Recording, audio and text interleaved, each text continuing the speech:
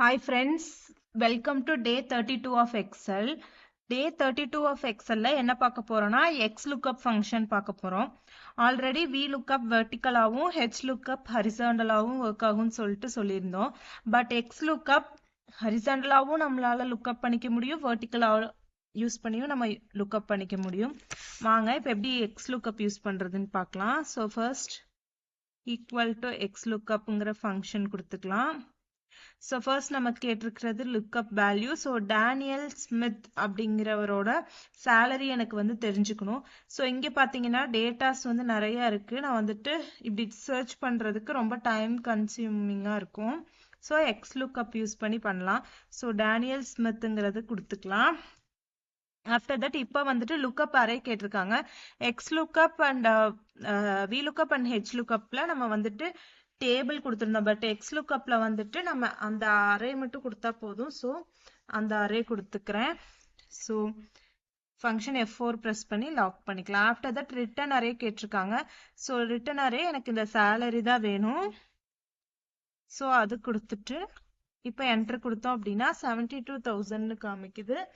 So இப்போ இதில் Daniel Smith எங்கே இருக்காருன்னு சொல்லிட்டு சர்ச் பண்ணலாம். ஸோ ஓகே, இப்போ பாருங்க டேனியல் ஸ்மித் 72,000. ஸோ நமக்கு வந்துட்டு நம்ம லுக்அப் பண்ண வேல்யூ வந்துட்டு கிடைச்சிருச்சு. ஸோ எக்ஸாம்பிள் இப்போ வேற ஏதாச்சும் ஒரு நேம் நம்ம வந்து சர்ச் பண்ணலாம். ஸோ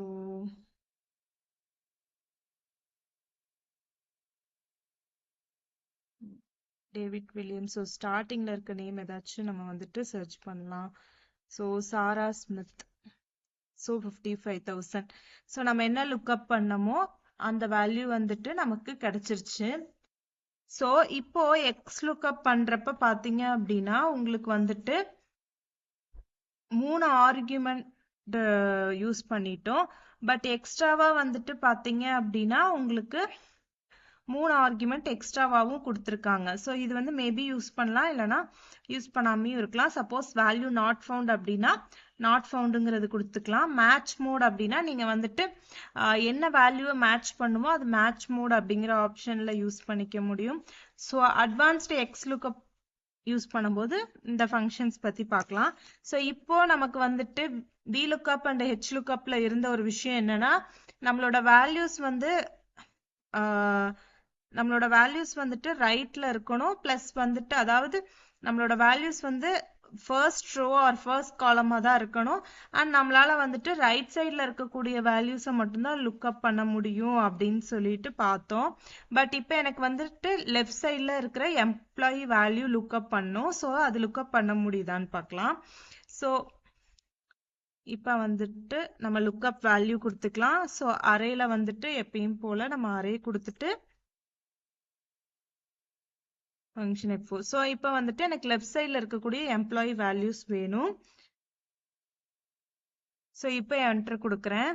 ஸோ இப்போ பாருங்க சாரா கார்சியாவோட லுக்அப் வேல்யூ கிடைச்சிருச்சு, எம்ப்ளாயியோட ஐடி கிடைச்சிருச்சு. ஸோ இப்போ பார்த்தீங்க அப்படின்னா எம்ப்ளாயி ஐடி உங்களுக்கு சேஞ்ச் ஆகிருக்கும். So VLOOKUP and HLOOKUP use பண்ணுறதை விட XLOOKUP யூஸ் பண்றது வந்துட்டு ரொம்ப ரொம்ப ஈஸி. அண்ட் வந்துட்டு உங்களுக்கு லெஃப்ட் சைடும் லுக்அப் பண்ணிக்க முடியும், ரைட் சைடும் லுக்அப் பண்ணிக்க முடியும். ஸோ பேசிக்கா XLOOKUP எப்படி யூஸ் பண்றதுன்னு உங்களுக்கு புரிஞ்சிருக்கும்னு நினைக்கிறேன். இந்த மாதிரி மோர் வீடியோஸ்க்கு நம்ம சேனல்ல சப்ஸ்கிரைப் பண்ணிக்கோங்க. தேங்க்ஸ் ஃபார் வாட்சிங்.